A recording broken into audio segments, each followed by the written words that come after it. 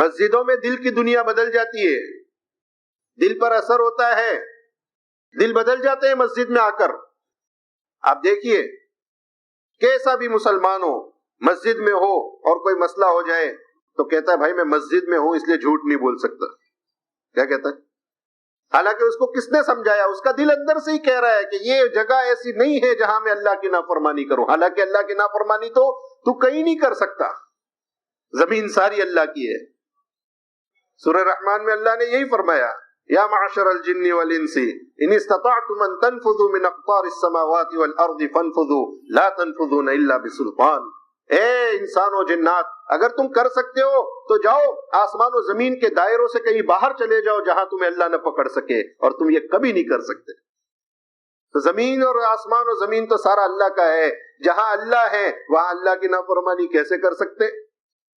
لیکن پھر بھی انسان جب مسجد میں ہوتا ہے اس کا دل خود ہی بدل جاتا ہے.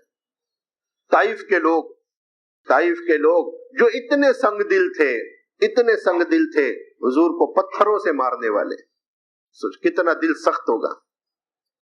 حضور نے مقابلہ بھی کیا بعد میں طائف کے سفر کے بعد ایک مرتبہ، لیکن طائف والوں نے اتنے تیر برسائے کہ اللہ کے نبی کو واپس آنا پڑا، ہٹنا پڑا. ایسے سنگ دل، پتھر دل. جب یہ آئے ہیں مدینے میں جب یہ آئے ہیں تو ایک صحابی جو اونٹ چرا رہے تھے، انہوں نے دیکھا، پوچھا کون لوگ ہو؟ کہا ہم ثقیف کے ہیں، قبیلہ ثقیف کے لوگ ہیں، ہم ثقیف والے ہیں، ہم طائف والے ہیں. وہ صحابی جھوم گئے، اچھا طائف والے یہ آئے ہیں اللہ کے نبی کے پاس، انہوں نے تو حضور کو پتھر مارے تھے، انہوں نے تو حضور کی دعوت کو ٹھکرا دیا تھا، آج اللہ انہیں لے کر آئے ہیں، یہ اپنا سارا کام کاج بھول گئے. یہ صحابی جو اونٹ چرا رہے تھے اپنا سارا کام چھوڑ کر ان طائف والوں کی خبر دینے کے لیے اللہ کے نبی کی طرف دوڑ پڑے.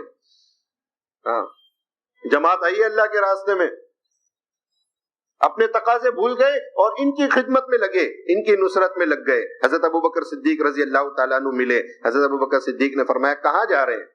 کہنے لگے کہ طائف والے آئے ہیں اللہ کے نبی سے ملنے، اللہ کے نبی سے ملنے، میں حضور کو خوشخبری دینے جا رہا ہوں. حضرت ابوبکر صدیق رضی اللہ عنہ نے فرمایا میں تمہیں قسم دیتا ہوں کہ یہ خوشخبری تو مجھے دینے دو اللہ کے نبی.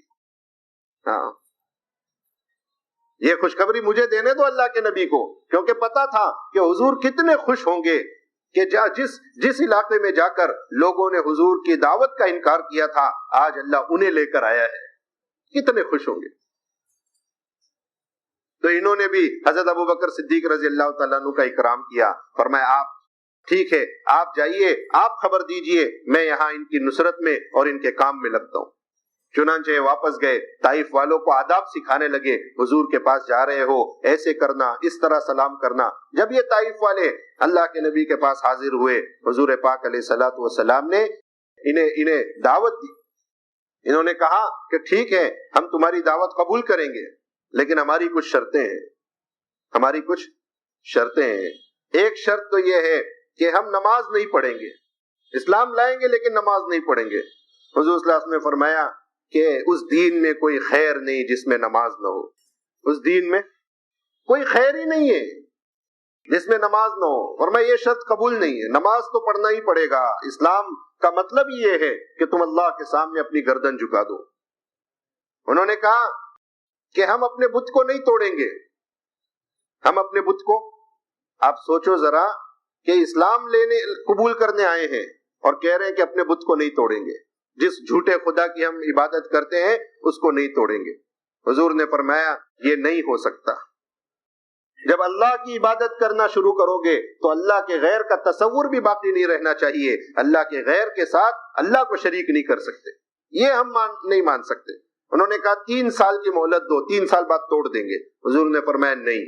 وہ کم کرتے رہے یہاں تک کہ آخر میں انہوں نے کہا اچھا 1 مہینے کی مہلت دے دو، 1 مہینے کی، 1 مہینے بعد ہم توڑیں گے. حضور نے فرمایا نہیں، 1 دن بھی اسلام کے ساتھ شرک جمع نہیں ہو سکتا، اللہ کے ساتھ اللہ کا غیر جمع نہیں ہو سکتا 1 دن بھی. تو کہنے لگے اچھا پھر ٹھیک ہے، ہم اس بت کو اپنے ہاتھ سے نہیں توڑیں گے. کتنی شرط، ہم اس کو حضور نے فرمایا ٹھیک ہے، یہ شرط منظور ہے، آپ مت توڑیے، ہم اپنے آدمی بھجوا کے توڑوا دیں گے۔ کہا ہم زکوٰۃ نہیں دیں گے، ہم اللہ کے راستے میں نہیں جائیں گے۔ حضور نے کہا ٹھیک ہے، منظور ہے۔ نماز کے لیے کہ نہیں، منظور نہیں ہے۔ اور بت نہیں توڑیں گے کہ نہیں، منظور نہیں ہے۔ انہوں نے کہا زکوٰۃ نہیں دیں گے اور اللہ کے راستے میں جہاد نہیں کریں گے۔ حضور نے کہا ٹھیک ہے، یہ شرطیں منظور ہیں۔ پھر کیا کیا کہ حضور پاک علیہ الصلوۃ والسلام نے ان طائف والوں کو مسجد میں ٹھہرایا۔ ان طائف والوں کو کہاں رکھا؟ مسجد میں ٹھہرایا۔ کیوں؟ اس لیے مسجد میں ٹھہرایا کہ مسجد کے ماحول سے ان کا دل اسلام کے لیے نرم ہوگا۔ جو اتنے سخت دل ہیں کہ اسلام لانے کے بعد بھی اسلام کے اعمال کرنے کو تیار نہیں ہے، زکوٰۃ نہیں دیں گے، اللہ کے راستے میں نہیں جائیں گے، نماز نہیں پڑھیں گے، جو اتنے سخت ہیں ان کو مسجد میں ٹھہرایا تاکہ مسجد کے ماحول میں صحابہ کی جب ایمان کی مجلسوں میں رہیں گے، مسجد کے نورانی ماحول میں رہیں گے تو یہ پھر زکوٰۃ بھی دیں گے اور یہ اللہ کے راستے میں بھی جائیں گے، ان کا دل اسلام کے اعمال کے لیے نرم ہو جائے۔ ہاں، اس لیے ہماری دعوت ہے یہ 2.5 گھنٹے کی ملاقاتوں میں گھر گھر جا کر، اور یہ جماعتوں میں جو ہم مسجد کی آبادی کی محنت جو سنتے ہیں کہ کیا کریں کہ ملاقاتوں میں جا جا کر مسجد میں لائیں۔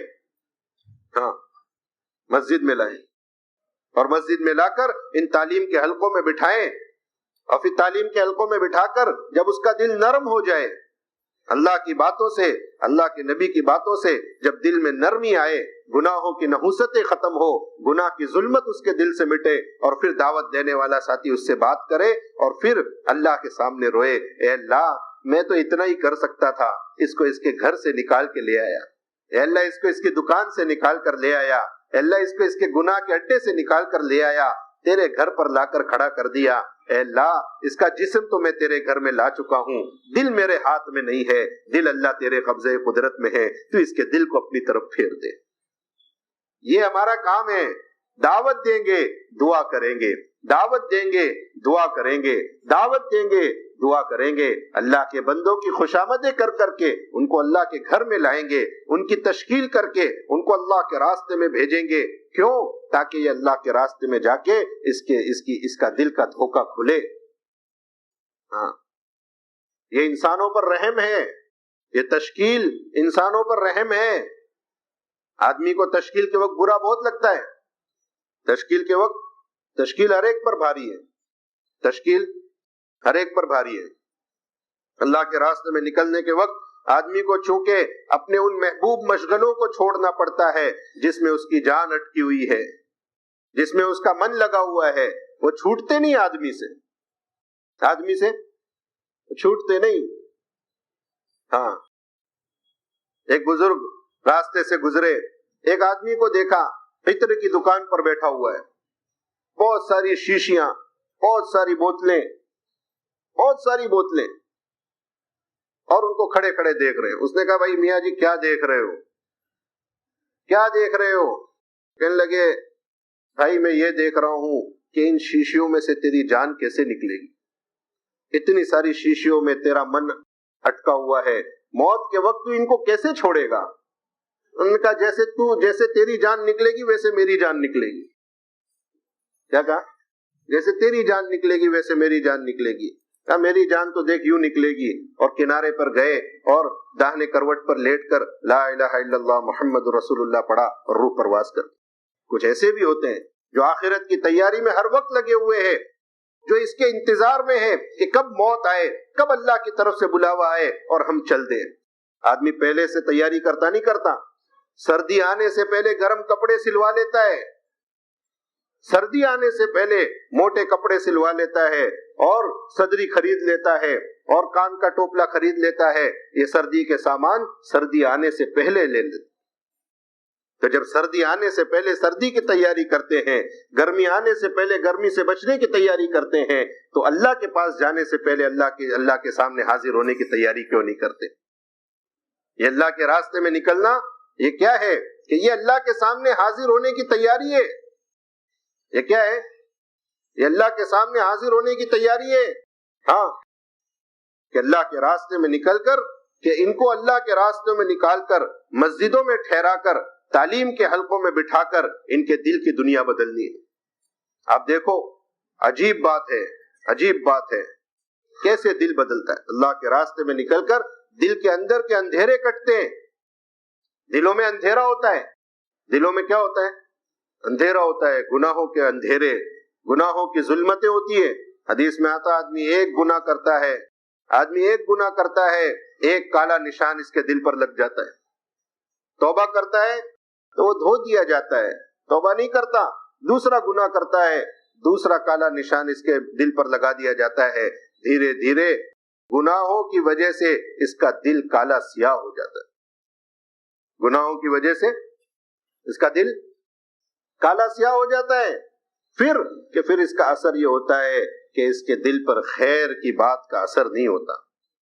اس کے دل پر اب کتنی خیر سنا دو، کتنی دین کی باتیں کر لو، کہ گناہوں کی ظلمتوں کی وجہ سے دل ایسا سیاہ ہوا ہے کہ اللہ کی بات اس کے دل پر اثر نہیں کرتی، اللہ کے نبی کی بات اس کے دل پر اثر نہیں کرتی۔ تو دلوں میں اندھیرے ہوتے ہیں گناہوں کے، دلوں میں اندھیرے ہوتے ہیں شرک کے، دلوں میں اندھیرے ہوتے ہیں اللہ کے نافرمانی کے، تو اللہ کے راستے میں نکل کر یہ اندھیرے کٹتے ہیں۔ ہاں، توبہ نصیب ہوتی ہے، اللہ کے راستے میں نکل کر توبہ نصیب ہوتی ہے۔ حضرت جی مولانا الیاس صاحب رحمۃ اللہ علیہ فرمایا کرتے تھے کہ دعوت کا کام جر ثقیل ہے، دعوت کا کام یہ بھاری بوجھ کو کھینچنا ہے، یہ بھاری بوجھ کو کھینچنا ہے۔ لوگ انسان گناہوں کی ظلمتوں میں ڈوبے ہوئے ہیں، انہیں کھینچ کھینچ کر اللہ کے راستے پر لانا ہے۔ آپ دیکھو، آپ اپنے محلوں میں دیکھو، علاقوں میں دیکھو، ایسے لوگ آپ کو ملیں گے جن کے بارے میں لوگ کہتے تھے کہ پوری دنیا سدھر سکتی ہے لیکن یہ آدمی نہیں سدھر سکتا، پوری دنیا سدھر جائے گی، یہ آدمی نہیں سدھرے گا۔ لوگ کہتے تھے کہ اس کا سدھرنا ناممکن ہے، لیکن دعوت کی محنت کے ذریعے آپ دیکھو، ایک بڑی گاڑی ہے، ایک مثال دے رہا ہوں، بڑی گاڑی ہے، کسی گہری کھائی میں گر گئی، کسی گہری کھائی میں گر گئی، اوپر سے لوگ دیکھتے ہیں، کہتے ہیں اس کا نکلنا ناممکن ہے، اس کا نکلنا ناممکن ہے، یہ تو اتنی وزنی ہے اور اتنی گہرائی میں گئی۔ پھر ایک بڑی مشین آتی ہے، کرین بولتے ہیں نا، بڑی مشین آتی ہے، بڑی طاقتور، اس کو پکڑتی ہے اور اس گہرائی سے نکال کر سڑک پر کھڑی کرتی ہے۔ یہ مثال ہے، ایسے دنیا کے لوگوں کے بارے میں لوگ کہتے ہیں ان کا سدھرنا ناممکن ہے، دنیا سدھر جائے گی، یہ آدمی نہیں سدھرے گا، لیکن پھر وہ اللہ کے راستے میں اس کی تشکیل ہو جاتی ہے، دعوت کے ساتھی اس کی تشکیل کر کے اس کو اللہ کے راستے میں لے جا کر 4 مہینہ مسجد کے ماحول میں، تعلیم کے حلقوں میں، اللہ کی باتیں، اللہ کے نبی کی حدیثیں، ملاقاتوں میں اللہ کی بڑائی کر رہا، اللہ کی بڑائی سن رہا، اس کی دل کی دنیا بدل جاتی ہے، اور راتوں کو صفوں میں کھڑے ہو کر اللہ کے سامنے آنسو بہاتا ہے، توبہ کرتا ہے، اے اللہ میری گزشتہ زندگی معاف کر دے، اللہ میں نے نافرمانیاں کر دی، مجھے معاف کر دے۔ جس کے بارے میں لوگ کہتے تھے کہ یہ نہیں بدل سکتا، دعوت کے راستے سے اللہ اس کی زندگی بدل کر اسے نیک انسان بنا دیتے ہیں، لوگوں کی خیر خواہی کا جذبہ اس کے اندر پیدا کرتے ہیں۔ صحابہ فرماتے ہیں کہ ہم بدترین انسان تھے، انا کنا اذل الناس فاعزنا اللہ بالاسلام، اللہ نے ہمیں اسلام کے ذریعے عزت عطا فرمائی۔ ہاں، حضرت عمر رضی اللہ تعالیٰ عنہ اس جگہ سے گزرے تو کھڑے ہو گئے، سوچنے لگ گئے، آنکھوں میں آنسو آ گئے، اور پھر کہنے لگے کہ یہی وہ جگہ ہے جہاں پر میں زمانے جاہلیت میں اونٹ چرانے آیا کرتا تھا، میرا باپ مجھے مارتا تھا، کہتا تھا عمر تو کیا کرے گا، تجھے اونٹ چرانا نہیں آتا ہے۔ ایک زمانہ مجھ پر وہ گزرا ہے کہ میں اونٹ چرانا نہیں جانتا تھا، آج ایک زمانہ وہ ہے، اللہ نے میرے ہاتھ پر دنیا کے ملکوں میں اسلام کو زندہ کر دیا ہے۔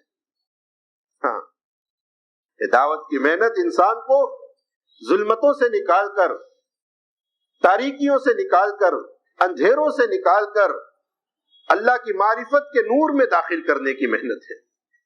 جب حضور پاک علیہ الصلوۃ والسلام دنیا میں تشریف لائے، اس وقت کا آپ اگر کتابوں میں، سیرت کی کتابوں میں، تاریخ کی کتابوں میں اس وقت کی دنیا کا اگر حال پڑھیں گے تو آپ حیران ہو جائیں گے کہ کیا کبھی انسان اس طرح کے بھی ہوتے تھے؟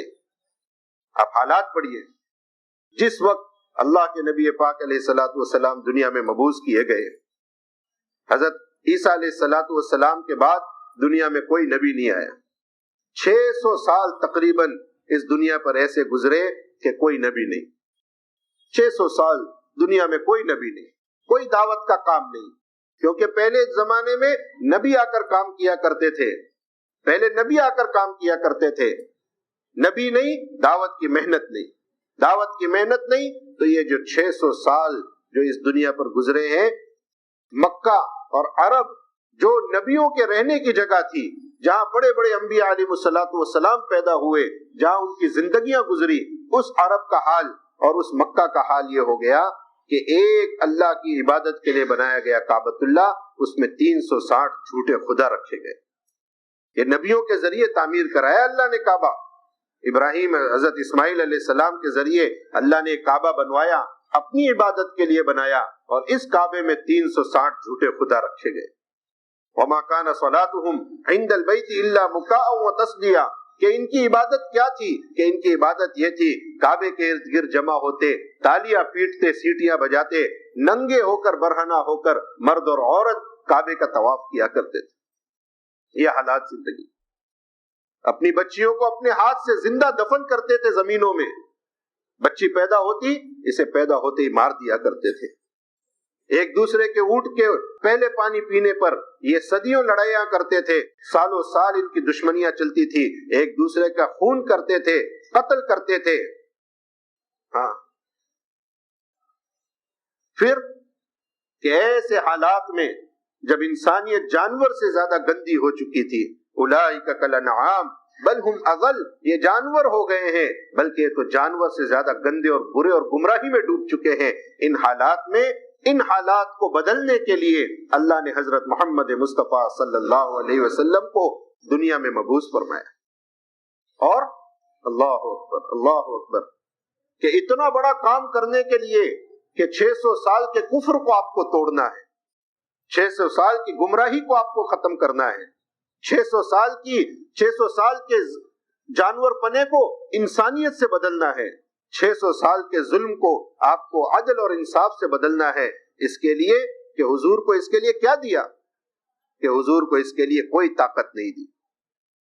ہونا تو یہ چاہیے تھا کہ اتنے بڑے کفر کا مقابلہ کرنے کے لیے بڑی بڑی طاقتیں ملتی نبی کو، حضور کو کوئی طاقت نہیں دی، نہ حضور کو بادشاہت دی گئی، نہ حضور کو حکومت دی گئی، نہ اللہ کے نبی کو مال و دولت کی طاقت دی گئی، نہ اللہ کے نبی کو فوج اور ہتھیار کی طاقت دی گئی، کچھ نہیں، کوئی طاقت نہیں۔ یہاں تک کہ ایک سہارا جو انسان کا ہوتا ہے، انسان اپنے ماں باپ کا سہارا لیتا ہے، اپنے باپ کا سہارا لیتا ہے، حضور سے وہ سہارا بھی اللہ نے چھین لیا۔ اللہ کے نبی یتیم پیدا ہوئے، باپ کا بھی سہارا نہیں، کہ اب اتنے بڑے کفر کا مقابلہ کرنے کے لیے اور اتنے بڑے ظلم کا مقابلہ کرنے کے لیے کہ آپ کے پاس نہ حکومت ہے، نہ عہدہ ہے، نہ طاقت ہے، نہ مال ہے، نہ زر و زیورات ہیں، کہ اب آپ اس کا مقابلہ کیسے کریں گے اور اتنے بڑے کفر کی ظلمتوں کو آپ کیسے توڑیں گے؟ تو اس کے لیے اللہ نے آپ کو دعوت کی عظیم اور عالی محنت عطا فرمائی، دعوت کی طاقت عطا فرمائی۔ یا ایھا المدثر قم فانذر وربک فکبر، اے کملی اوڑھنے والے اٹھو، اپنے رب سے ڈراؤ، اپنے رب کی بڑائی بیان کرو۔ دعوت کی طاقت عطا فرمائی، دعوت کی محنت کے راستے سے، لا الہ الا اللہ کی دعوت کے ذریعے حضور پاک علیہ الصلوۃ والسلام نے ایسے انسانوں کو جو جانوروں سے زیادہ نیچے گئے تھے، اللہ کے نبی نے اسلام میں لا کر اور ایمان کے راستے سے اور دعوت کے راستے سے ان کے اندر وہ صفات پیدا کی کہ یہ ہدایت کے اونچے مینار پر بیٹھ گئے اور فرمایا اصحابی کالنجوم فبأیہم اقتدیتم اہتدیتم، اب یہ میرے صحابہ ستاروں کے جیسے ہو گئے ہیں، جس ایک کے پیچھے چلو گے راستہ پا جاؤ۔ کہاں تھے؟ اللہ نے کہاں پہنچا دیا؟ کہاں تھے؟ اللہ نے کہاں پہنچا دیا؟ ہاں، بڑی طاقتور، بڑی زبردست محنت اللہ نے۔ یہ تو الگ بات ہے، یہ الگ بات ہے کہ اس محنت کی سادگی کی وجہ سے ہم دھوکہ کھائے ہوئے۔